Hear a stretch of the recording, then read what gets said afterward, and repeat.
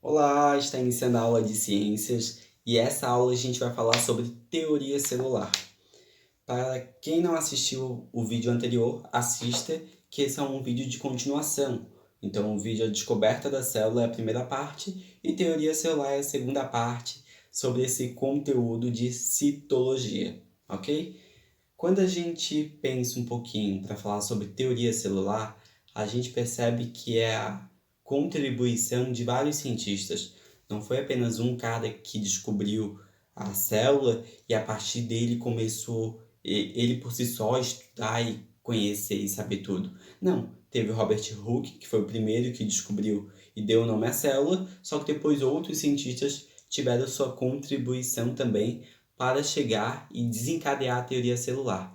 Então, além daqueles cientistas e pesquisadores que eu mencionei no vídeo passado, a partir daí, de alguns anos depois, tiveram outros cientistas que também contribuíram, como é o caso de Teodoro, que não é Teodoro, é Theodor, e Matias. Esses dois cientistas e pesquisadores, eles também deram informações muito importantes sobre as células. Um grande exemplo, Theodor, ele era fisiologista.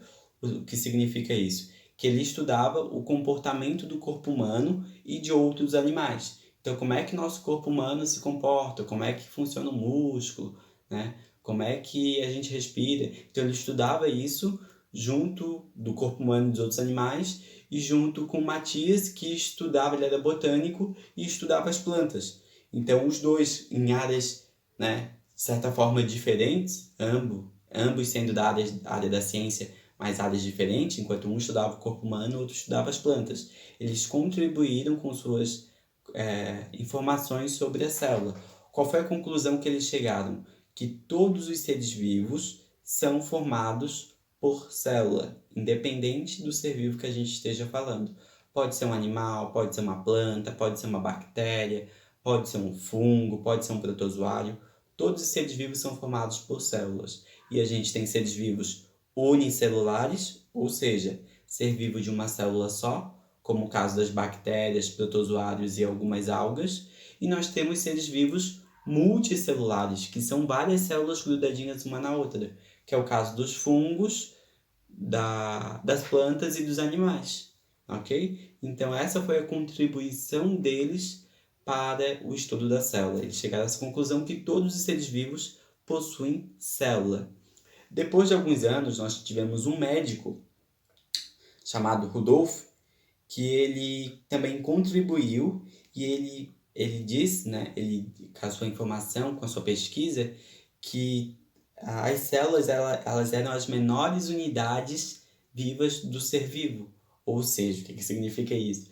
Que a célula ela tem vida, ela é uma unidade viva. Ela respira, ela se alimenta, ela tem material genético dentro dela.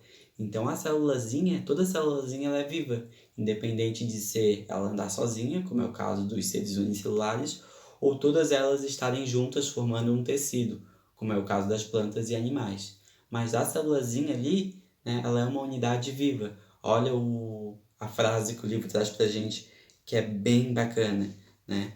As células são as menores unidades morfológicas e funcionais dos seres vivos. O que significa morfológico? O que significa funcional? Morfológico refere-se ao formato e à aparência de algo. E o funcional que realiza uma função importante e essencial. Então, ela é uma unidade que ela tem um formato, ela tem uma aparência e que ela exerce uma função importante. Tá? Então, a célulazinha, além de ela ser viva, ela tem um formato específico e ela exerce uma função importante para o nosso organismo, ok? Então, foi isso uma das conclusões que eles tiveram. Junto com outras contribuições de outros cientistas, eles desencadearam o que a gente chama de teoria celular. O que seria essa teoria celular? São três conceitos sobre três afirmações. Teoria, quando a gente pensa em teoria, a gente fala assim, é só uma teoria, né? Isso não é real, não é nada comprovado. Só que a teoria que a gente conhece, que a gente fala, é diferente de teoria científica. Porque uma teoria científica, ela passa por vários experimentos e a gente consegue comprovar alguma coisa. Então, quando a gente fala em teoria científica, teve experimentos e teve uma comprovação, teve um estudo em cima disso. Então, teoria do Big Bang, é uma teoria do Big Bang. Só que teve vários estudos, várias afirmações e comprovações que o Big Bang pode ter existido sim.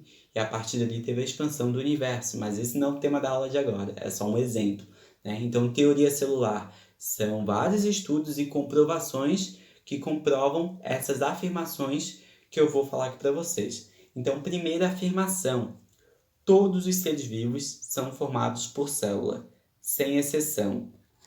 Tanto é que aqui a gente entra num debate bem bacana sobre vírus. Vírus é um ser vivo ou não é um ser vivo? É uma briga, né? Uma discussão científica gigante sobre isso. Tu vai ver cientista defendendo, não é um ser vivo, ele não tem célula. Ou vai ter cientista dizendo, não, sim, ele é um ser vivo, porque ele vive, ele respira, ele se reproduz. Só que o vírus, ele não é um ser vivo, né? Ou não sei, eu não tenho estudo, não tenho nenhuma tese em cima disso para afirmar para vocês. Mas muita gente diz que o vírus, ele não é um ser vivo, porque o vírus ele não é feito de célula. Quando a gente analisa o vírus no microscópio eletrônico, a gente percebe que ele não é feito de célula. Ele é feito de outras estruturas, como capsídeo, proteínas e etc. Só que ele não tem célula na sua composição. Ele não tem membrana plasmática, não tem núcleo e etc. Ok? E já bactérias, fungos, esses sim são seres vivos, porque eles são feitos de células. Então, por isso que o vírus, às vezes, ele não entra nessa questão de ser um ser vivo, porque ele não é feito de célula. E essa teoria celular, ela afirma que todos os seres vivos são feitos de célula. Então, para ser um ser vivo, você precisa ter célula, correto? É isso que afirma a teoria celular. A segunda afirmação sobre teoria celular, que é bem bacana também, que é essa que eu li para vocês agora, um tempinho atrás. As células são as menores unidades morfológicas e funcionais dos seres vivos. Então, elas são a menor estrutura que a gente encontra nos seres vivos, que tem uma função e que ela tem um formato específico e que é viva, né? Que ela respira, que ela recebe alimento, que ela se reproduz e entre outras funções. E a última afirmação, que toda célula se origina de outra, ou seja, para a criação, para a formação de uma célula, a gente já precisa ter outra célula no nosso corpo, né? Uma célula só consegue se originar de outra célula, não tem como uma célula vindo além, né? Aí a gente faz a seguinte pergunta para deixar o professor de cabelo em pé: da onde é que veio? Se precisa de uma célula para ter outra, da onde é que surgiu a primeira célula, né? É uma ótima pergunta, que é aí que a gente entra em outra teoria que a gente vai estudar só no 9º ano, tá? Mas essa é uma ótima pergunta que a gente se pergunta, né? Se uma célula só vem de outra célula, quem foi a primeira célula? Da onde é que surgiu a primeira célula? Aí, a partir daí, nós temos várias teorias, né, para chegar num resultado, né, numa conclusão específica, da onde é que veio a primeira célula, ok? Mas isso a gente vai deixar para as próximas aulas, para os próximos conteúdos e para os próximos anos, beleza? Mas caso alguém tenha interesse, queira pesquisar, fiquem à vontade também, ok? Espero que vocês tenham gostado desse conteúdo, é um conteúdo bem simplesinho. Qualquer dúvida pode perguntar aqui nos comentários.